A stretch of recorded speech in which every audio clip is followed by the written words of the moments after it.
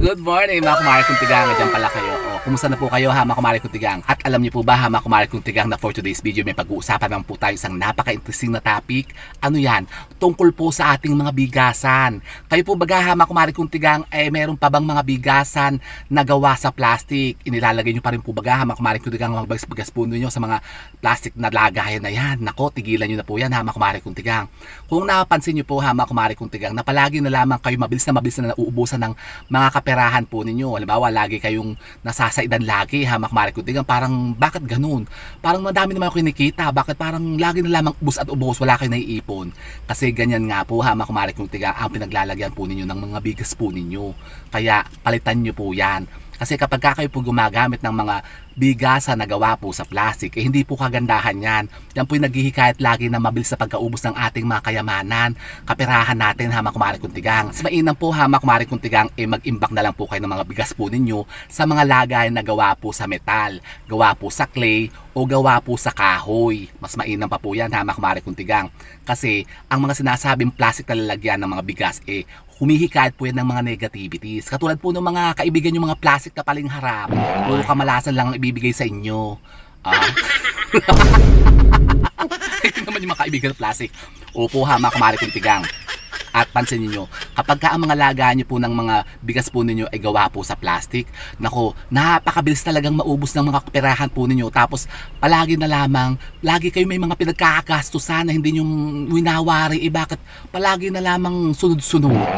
Yung halimbawa kararating pa nga po mga sinuweldo po ninyo, mga kinita po ninyo, may pinaglalaanan na. Kaya kayo po walang naiipon. Kaya subukan niyo po yan ha mga kumare kong tigang, palitan niyo na po yung mga bigasan nyo pong gawa sa plastic. Yan, mas mainam po, gumamit na lang po kayo ng mga lata. Katulad po ng lata ng biskwit, yung Ribisco. Kahit ano po mga kumare kong tigang, basta mga metal. Yan, pwede po yung mga clay, o pwede po yung mga jar, o pwede rin po yung gawa sa kahoy. Meron po nabili ngayon na yung lagayan ng ang tawag doon? Meron tawag siya, yung matigas na kahoy yun, galing sa Benguet ata, yung galing Isabela.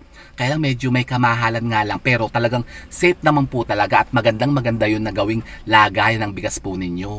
Ano ba tawag doon yung duko ata, yung duko na kahoy? Yun, maganda yun ha, mga kumare kong tigang. Maganda din po sa mga kristal na lalagyan. Ako, social naman, kristal. At yung mga porcelain. Yan, kung meron kayong mga sisidlan dyan ng mga gawa sa porcelain, syempre, ingatan nyo lang po ha, mga kumare kong tigang, na ba hindi mabangas o mabingawan kasi porcelain yan. Ako, napakamahal ng porcelain. Tapos, isa pa po, ako po, katulad ko personally po ha, mga kumare kong tigang, ang bigas ko po, inilalagay ko po sa malaki pong kaldero. Yung malaking stainless steel na kaldero baga, yung pinaglalagaan ng mga goto, yun, doon ko nilalagay. Kasi metal po yun Pwede po doon. Wag lang po sa plastic ha, mga kumare kong tigang. Nako, bahala kayo. Sige, kung ayaw nyo maniwala, sige, bahala kayo ha.